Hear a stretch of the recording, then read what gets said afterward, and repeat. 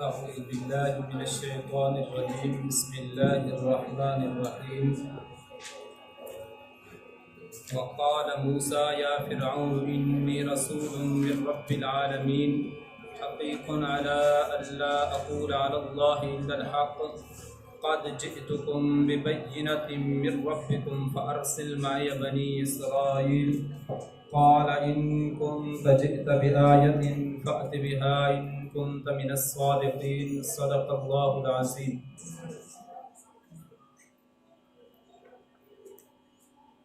سورۃ الاعراف آیت نمبر 104۔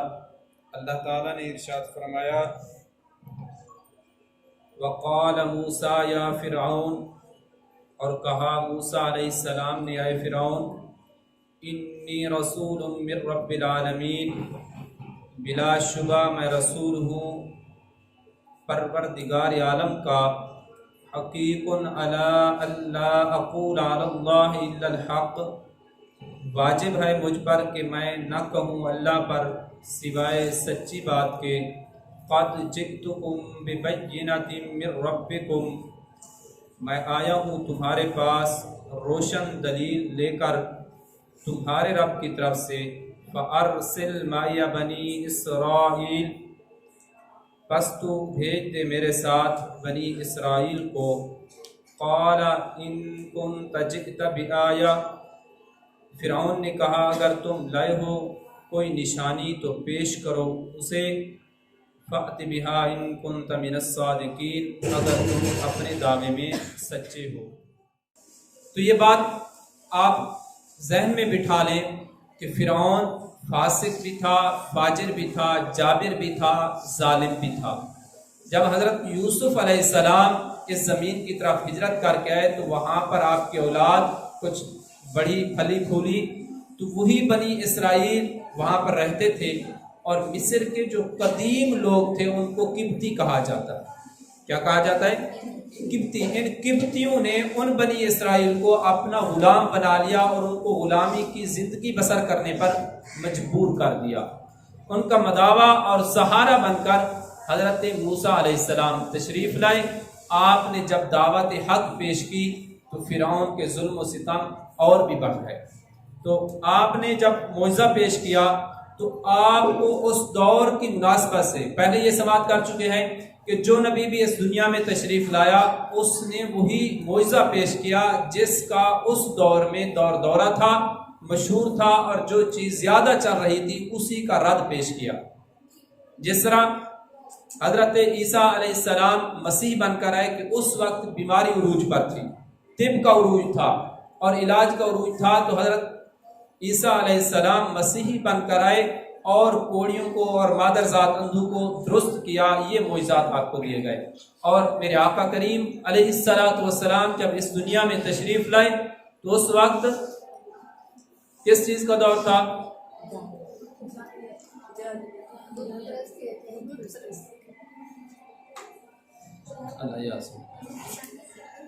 اس وقت دور فصاحت و بلاغت کا تھا۔ فصاحت و بلاغت عروج پر تھی، اور فصاحت و بلاغت پر ہی لوگ ناز کرتے تھے اور اس پر فخر محسوس کرتے تھے۔ تو اللہ تعالیٰ نے آپ کو فصاحت اور بلاغت میں اعلیٰ مقام عطا، ویسے تو آپ صلی اللہ تعالیٰ علیہ وسلم کو ہر چیز میں بلند و بالا مقام عطا فرمایا، لیکن اس دور میں سب سے زیادہ فصاحت و بلاغت کا عروج تھا۔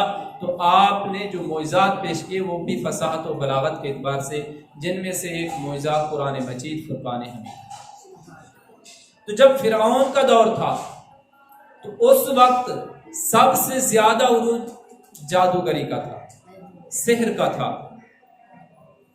یہ جادو ٹونا، کاہنوں کے پاس جانا، اس کا عروج تھا، اور بڑے بڑے جادوگر اپنے کرتب دکھاتے اور اسی پر وہ اپنی سلطنت کو قائم کرتے اس وقت کے زعماء اور رؤساء۔ تو آپ کو اللہ تعالیٰ نے بھی جو معجزات عطا فرمائے ان کے رد میں دیے کہ جادوگری کا توڑ تھا۔ آپ کو سب سے بڑا معجزہ ایک یہ دیا کہ آپ کا جو عصا مبارک تھا جب آپ اس کو زمین پر چھوڑتے تو وہ بہت بڑا اژدہا بن جاتا تھا۔ اور دوسرا معجزہ آپ اپنا ہاتھ بغل میں ڈالتے، بغل میں ڈال کر جب نکالتے تو وہ سفید چمکدار اور روشن ہو جاتا، اور یہ چمک روشنی کسی بارش یا بیماری کی وجہ سے نہیں تھی، بلکہ بطور معجزہ اللہ نے عطا فرمایا۔ تو یہ دو آپ کے بہت بڑے معجزے تھے۔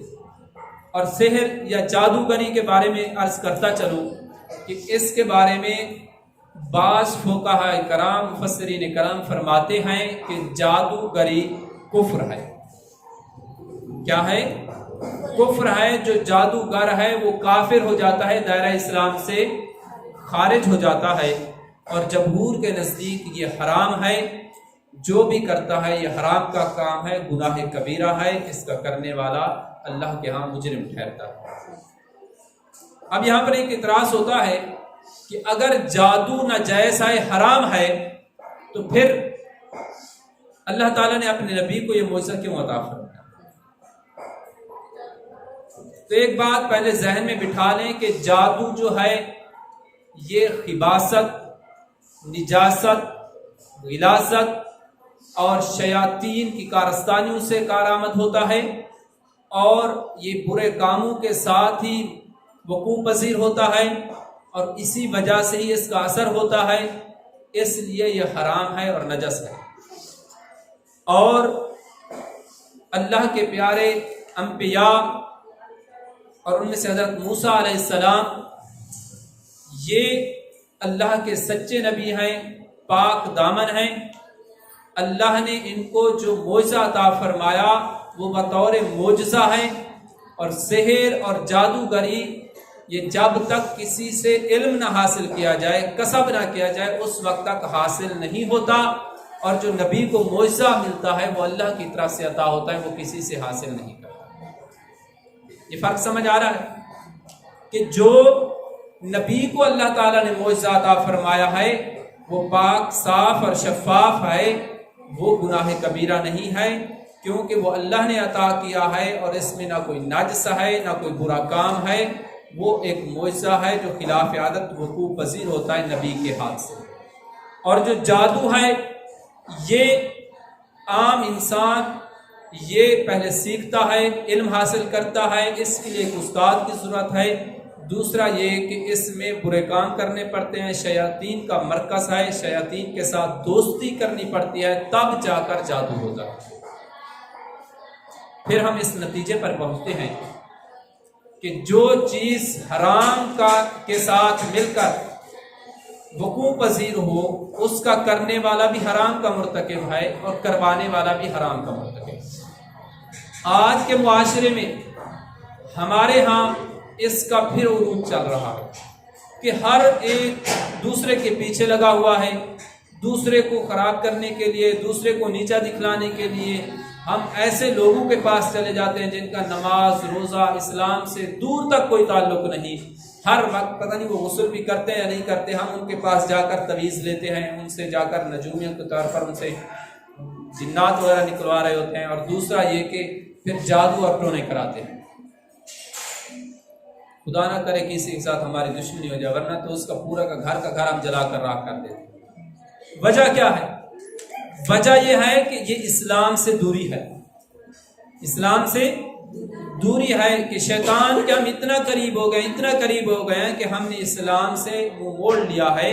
یہاں پر واضح بتا دیا گیا ہے کہ یہ جادو ٹونا یہ سب کا سب کس لیے ہے؟ شیطان کی کارستانیاں۔ کیا ہیں؟ شیطان کی کارستانیاں ہیں۔ تو شیطانی کام جو کرتا ہے یا کرواتا ہے، یا جو چل کر اس کے پاس جاتا ہے حرام کام کے پاس، تو وہ بھی حرام کا مرتکب ہے، وہ بھی گناہ کبیرہ میں شامل ہو جاتا ہے۔ اور اگر کوئی جادو کو حق اور سچ مانتا ہے اور اس پر عقیدہ رکھتا ہے بائیں طور کہ یہ مؤثر حقیقی ہے کہ اس کی وجہ سے یہ اثر ہوتا ہے، تو پھر وہ مشرک ہو جاتا ہے۔ ایک تو یہ ہے کہ جادو کا اثر ہوتا ہے یا نہیں ہوتا، یہ ایک علیحدہ پہلو ہے۔ اثر ہوتا ہے، قرآن مجید میں اس کا ثبوت ہے، آخری صورتیں پڑھ کر دیکھیں یہ ثبوت ہے۔ ایک یہ ہے کہ اس کو مؤثر حقیقی ماننا، جس طرح ہم کسی ڈاکٹر کو معالج حقیقی مان لیتے ہیں تو ہم مشرک ہو جاتے ہیں، اس طرح اس کو بھی مؤثر حقیقی ماننا کہ اس کے بغیر ہمارا علاج ہی ممکن نہیں ہے، تو یہ بھی ہمیں دائرہ اسلام سے خارج کر دے گا اور ہم شرک کے زمرے میں چلے جائیں گے۔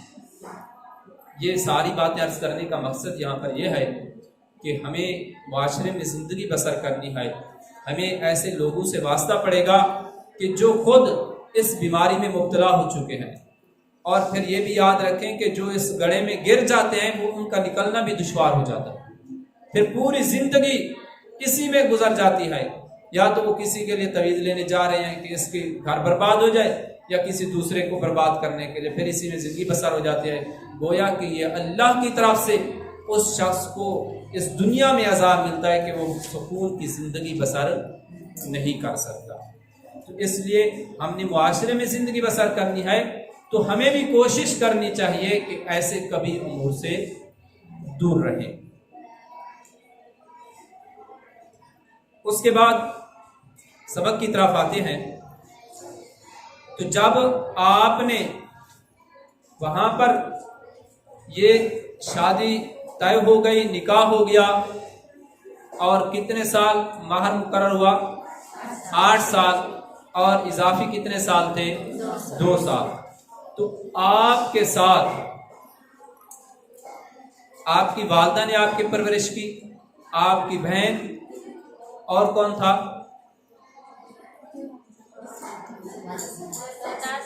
فرعون کی بیوی کا نام آپ نے نہیں سنا؟ تو آپ صلی اللہ تعالی علیہ وسلم نے ایک مرتبہ ارشاد فرمایا لکیر کھینچ کر کہ دنیا میں 4 عورتوں کی جب فضیلت بیان کی تو ان میں سے ایک نام کس کا تھا؟ حضرت آسیہ کا تھا، اور حضرت آسیہ کے بارے میں کچھ عرض کرتا چلوں، اور آپ کی سیرت ہمارے لیے مشعل راہ ہے، غور سے سننا ہمارے لیے بہت مفید ہے۔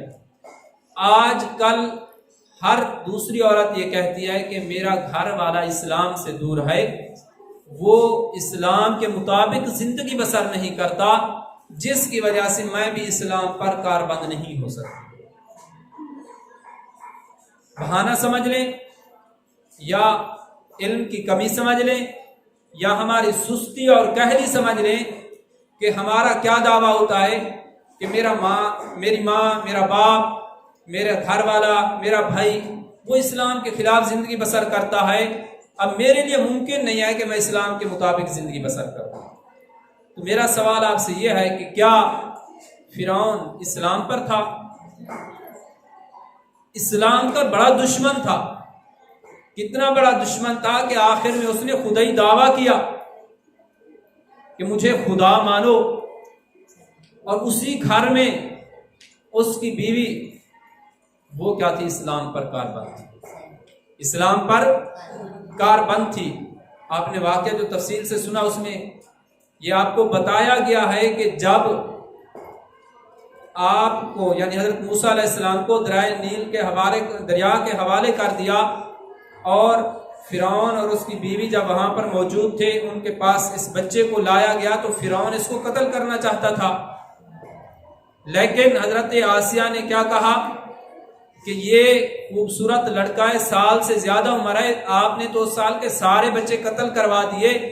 یہ بات، یہ محبت اللہ نے اس کے دل میں ڈالی تو اس کے زبان میں یہ تاثیر رکھ دی، اس نے کہا کہ ہمارا بیٹا نہیں ہے، کیونکہ فرعون کی بیٹیاں ہوتی تھیں، ہمارا بیٹا نہیں ہے، ہم اس کی پرورش کرتے ہیں، اور اس کو دیکھ کر ہمارے آنکھوں کو ٹھنڈک حاصل ہوگی، ہم اس سے محبت بھی کریں گے اور اس کی پرورش بھی کریں گے۔ اس وقت فرعون نے یہ جملے نہیں کہے، حضرت آسیہ نے کہا، تو پھر اللہ نے یہ انعام دیا کہ حضرت آسیہ علیہ السلام کو اسلام کی دولت سے مالا مال فرمایا۔ ایک بات تو یہ واضح ہوتی ہے کہ جو بھی اپنا ہو یا غیر، نبی کے ساتھ ہمدردی اور خوشی کا اظہار کرتا ہے، اللہ تعالیٰ اس کی خوشی کو، اس کی ہمدردی کو رائگاں کبھی نہیں کرتا۔ اگر مفسرین نے لکھا کہ اگر اس وقت فرعون بھی یہ کہہ دیتا کہ میری آنکھوں کی ٹھنڈک بنے گا تو اللہ تعالیٰ اس کو بھی اسلام کی دولت سے مالا مال فرما دے۔ تو کیا خیال ہے کہ آج کا مسلمان اگر اپنے نبی صلی اللہ تعالی علیہ وسلم کی آمد کی خوشی منائے، ولادت کی خوشی منائے، اور آپ صلی اللہ تعالی علیہ وسلم کا امتی ہونے کا پر اللہ کا شکر ادا کرے، تو کیا اللہ تعالیٰ اس کو اجر سے محروم رکھے گا؟ ایسا ہرگز نہیں، اللہ تعالیٰ اجر عظیم ضرور عطا فرمائے گا۔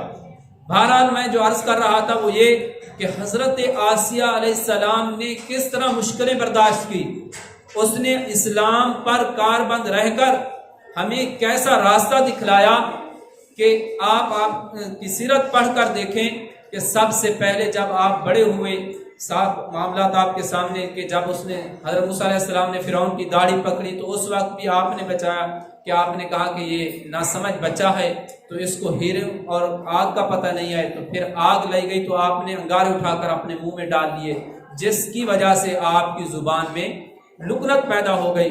اس کے بعد جب آپ نے اسلام کی تبلیغ شروع کی تو سب سے پہلے ایمان لانے والی حضرت آسیہ علیہ السلام، پہلے اپنے ایمان کو چھپائے رکھا، پھر جب فرعون کے ظلم ستم بڑھتا گیا اور خدائی دعوے تک پہنچا تو آپ نے کھلم کھلا اس کے خلاف اعلان کر دیا اور اپنے اسلام پر کاربند رہی۔ فرعون نے اس کے ساتھ مناظرے بھی کیے، پھر تکلیفیں دینا شروع کی، آخر میں اس نے یہ کیا کہ ایک روایت کے مطابق تپتی ہوئی ریت پر لٹا کر ہاتھ اور دونوں پاؤں میں میخیں ٹھونک دی اور یہ ظلم و ستم کیا۔ اس کے باوجود بھی آپ نے اسلام کو ترک نہیں کیا۔ آخر میں اس نے ایک بہت بڑا پتھر آپ کے سینے پر مارا، سینے پر رکھا تو آپ کی وفات ہو گئی۔ تو آپ نے اسلام کو قبول کیا، حق کو قبول کیا، پھر اس پر قائم رہی، آخر دم تک حق کو قبول کیا، باطل کو جھٹلا دیا، باطل کو قبول نہیں کیا۔ یہ ہمیں راستہ دکھلایا کہ چاہے اپنا ہی سر کا تاج ہی کیوں نہ ہو، اگر وہ اسلام کے خلاف ہے تو پھر تم اس کے مخالف ہو جاؤ، اسلام کے مخالف مت۔ اب میرا سوال آپ سے کہ کیا آج ہر دوسری عورت جو یہ بہانہ کرتی ہے کہ میرا گھر والا نماز نہیں پڑھتا میں اس لیے نہیں پڑھتی، میرا گھر والا قرآن نہیں پڑھتا میں اس لیے قرآن کو چھوڑا ہوا ہے، میرے گھر والے نے اسلام سے منہ موڑا ہوا ہے تو میں نے بھی اس لیے موڑا ہوا ہے، کیا یہ بہانے چل سکتے ہیں؟ کیا یہ بہانے درست ہیں؟ کیا آپ کے گھر والوں کا ظلم و ستم فرعون کے ظلم و ستم سے زیادہ ہو چکا ہے؟ اس نے انتہائی درجے تک ظلم و ستم کیا، حتیٰ کہ موت کے گھاٹ اتار دیا، لیکن آپ نے اسلام کو ترک نہیں کیا۔ تو ہمیں یہ درس دیا ہے کہ اسلام پر کس طرح کاربند رہنا۔ تو ہمیں بھی کوشش کرنی چاہیے کہ جب بھی کوئی اسلام کے مخالف کوئی بات دیکھیں، اپنے گھر والے ہوں، اپنے اہل و عیال ہوں، ان کو صحیح طریقے سے تبلیغ کریں، کوشش کریں کہ وہ بھی راہ راست پر آ جائیں اور ہم بھی راہ راست پر چل سکیں۔ تو دعا ہے اللہ تعالیٰ اس پر عمل کرنے کی ہمیں بھی توفیق عطا فرمائے۔ تو حضرت موسیٰ علیہ السلام اور حضرت شعیب علیہ السلام کے بعد جب یہ بات طے ہو گئی، آپ پھر مدت پوری کرنے کے بعد جب وہاں سے چلے مدین کی طرف تو راستے میں آگ دیکھی تو آگ کو سمجھا کہ یہ کوئی عام آگ ہے۔ جب قریب پہنچے تو بتایا گیا کہ اللہ کی طرف سے میں اللہ ہوں، تمہارا پروردگار ہوں۔ تو وہ آگ نہیں تھی۔ پھر اس وقت آپ کو معجزات عطا فرمائے گئے، 2 معجزے آپ کو بتائے، کون کون سے تھے؟ عصا اور ید بیضا۔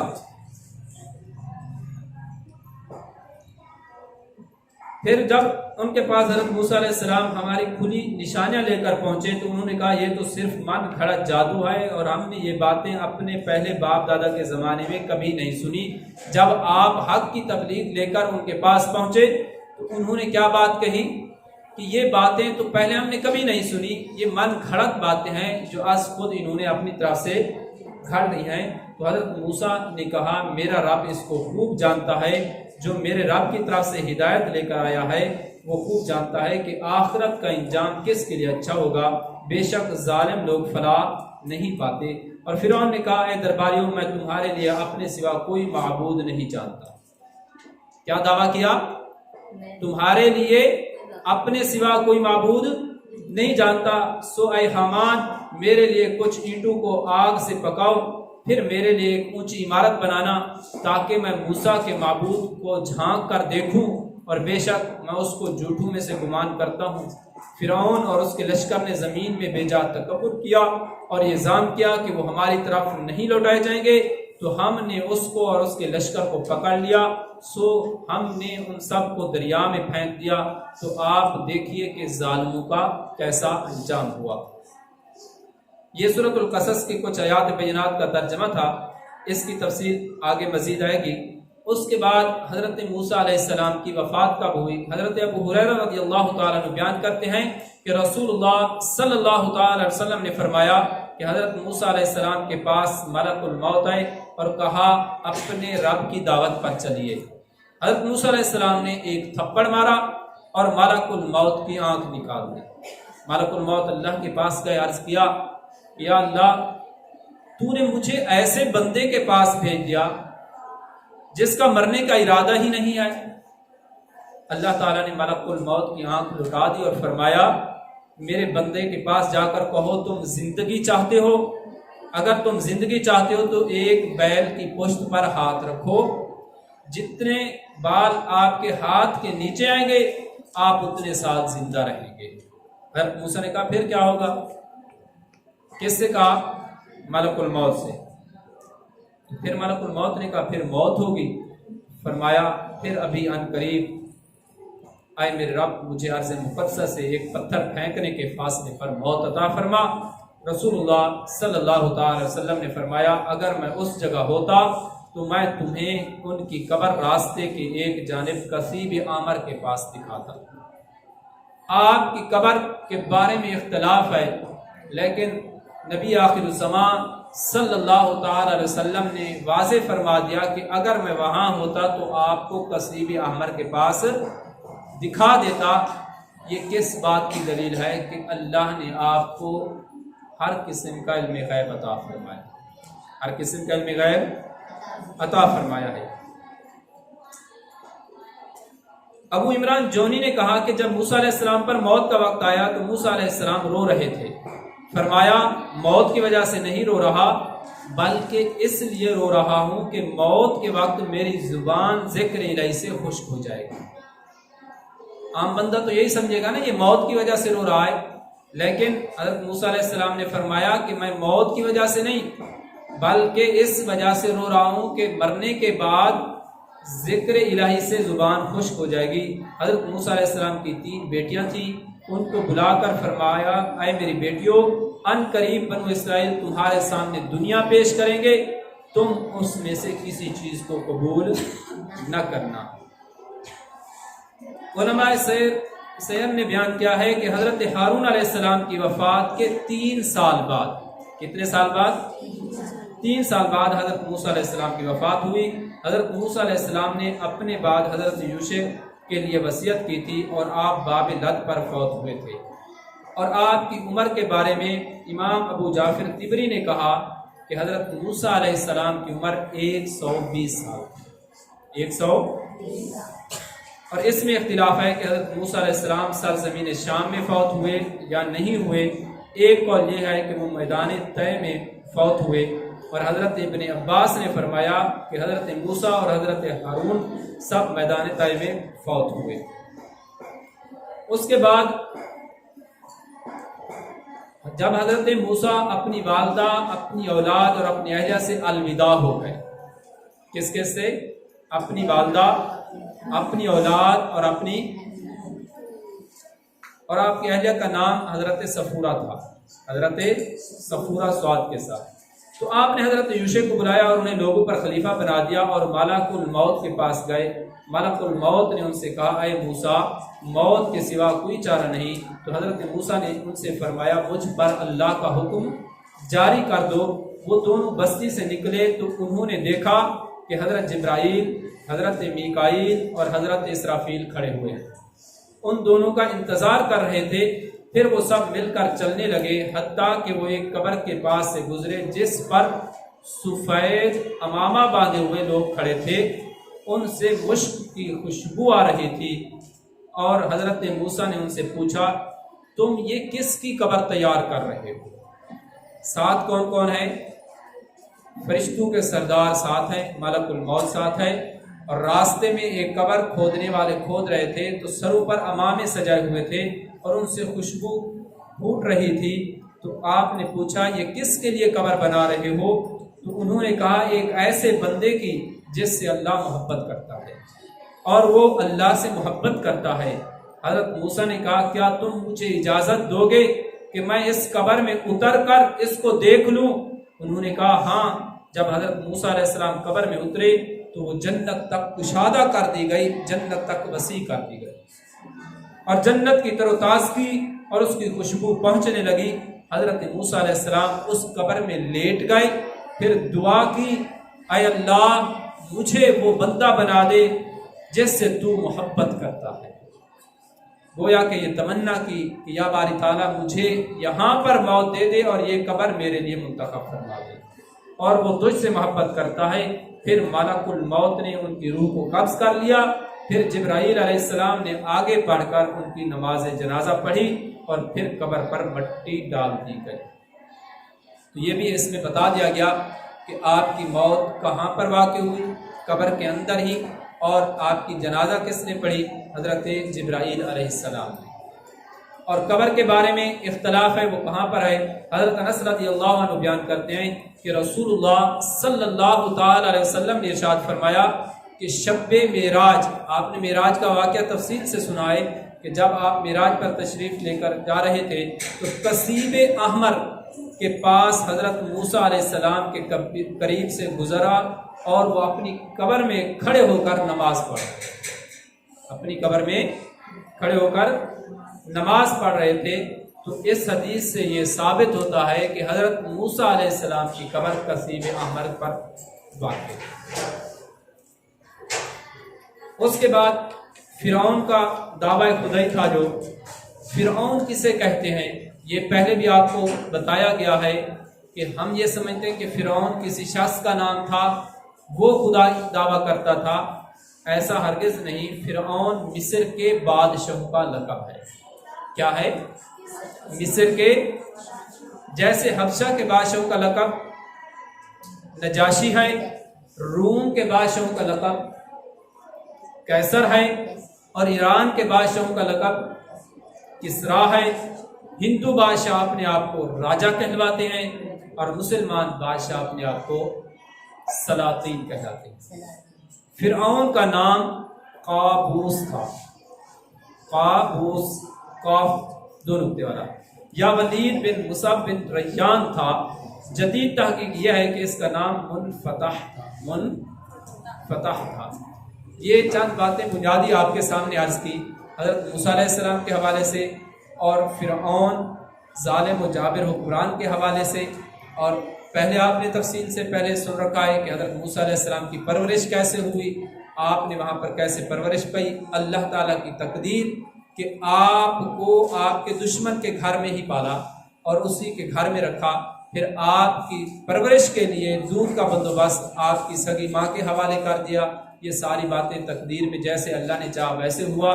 پھر جب آپ بڑے ہوئے، تو جب آپ بلوغت کو پہنچے، جب آپ نے نبوت کا دعویٰ کیا، تو پھر فرعون کے ساتھ مناظرے شروع ہوئے۔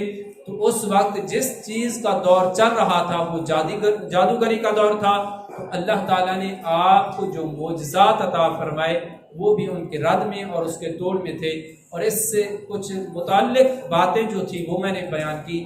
ان میں سے ایک خاص کر جادو کے حوالے سے تھی، جس میں ہر دوسرا شخص پھنسا ہوا ہے، دوسرا شخص شکار ہو چکا ہے کہ اس کے ذہن میں ہر وقت وسوسہ ہے۔ جب بیمار ہوتا ہے تو وہ یہ سمجھتا ہے کہ شاید میرے اوپر کسی رشتہ دار نے جادو کر دیا۔ اگر موقع ملتا ہے تو وہ خود جا کر تعویذ لینا شروع کر دیتا ہے، وہ کہتا ہے کہ فلاں تباہ اور برباد ہو جائے۔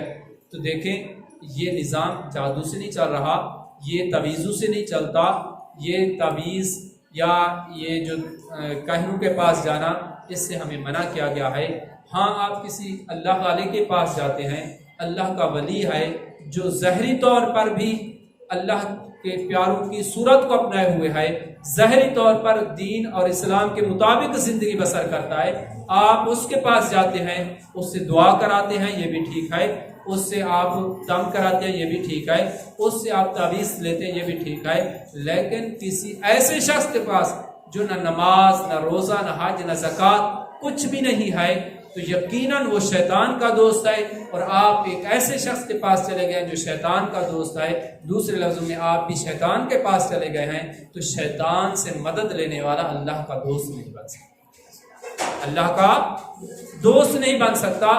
پھر آپ یہ مت یقین رکھیں کہ اللہ تعالیٰ آپ کے گھر میں برکت ڈالے گا، یا اللہ تعالیٰ آپ کو صحت کی، سلامتی کی، تندرستی کی نعمت سے مالا مال فرمائے گا۔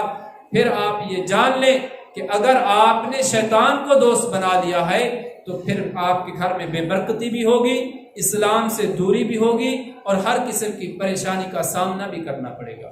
اگر آپ چاہتے ہیں کہ آپ کے گھر میں خیر ہو، برکت ہو، بیماری سے محفوظ رہیں، تو پھر اللہ سے اور اللہ والوں سے دوستی لگائیں، اور اللہ کے کلام سے دوستی لگائیں، قرآن کریم کی تلاوت کریں۔ سب سے بڑا وظیفہ یہ ہے، میرے آقا علیہ الصلوۃ والسلام پر کثرت سے درود شریف پڑھیں، سب سے بڑا وظیفہ ہے، ہر چیز کا توڑ ہے، ہر بیماری کی دوا ہے۔ دعا ہے کہ اللہ تعالیٰ سمجھنے اور عمل کرنے کی توفیق عطا